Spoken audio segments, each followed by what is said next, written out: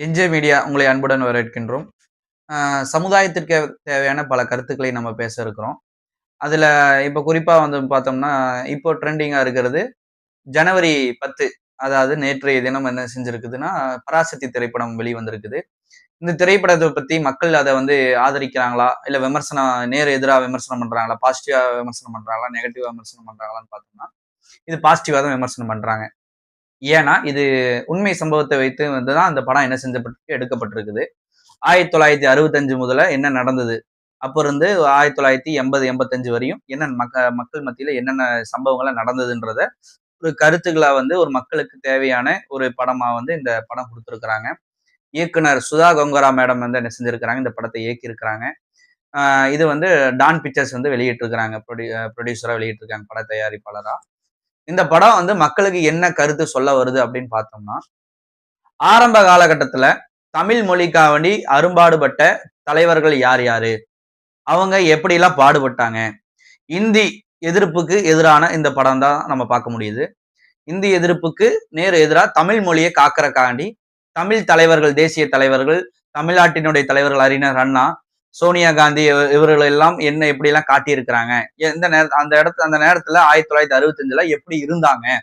தமிழ் மொழிக்காக வேண்டி என்னென்ன தியாகங்களை செய்தாங்க? அப்படின்றத வந்து சுருக்கமாக என்ன செஞ்சிருக்கிறாங்க, ஒரு 2 1/4 மணி நேரம் படமா வந்து தொகுத்து படம் குடுத்திருக்கிறாங்க. இந்த படத்துல சிவகார்த்திகேயன், ஜெயம் ரவி, அதர்வா, ஸ்ரீலீலா இது போன்ற நடிகர்கள் வந்து நடிச்சிருக்கிறாங்க.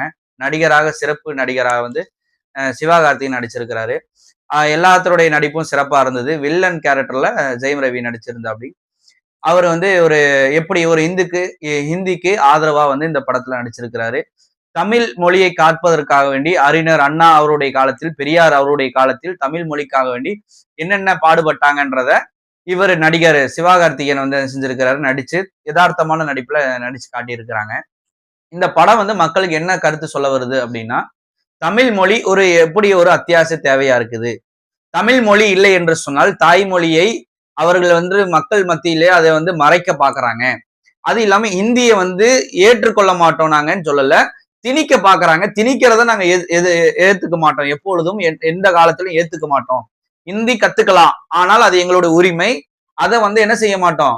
திணித்தால் நாங்கள் எதிர்ப்போம் என்பதை ஒரு தமிழ்நாட்டினுடைய சாராம்சம் மும்மொழி கொள்கையை வந்து சிறப்பா என்ன செஞ்சிருக்கிறாங்கன்னா எடுத்து சொல்லியிருக்கிறாங்க.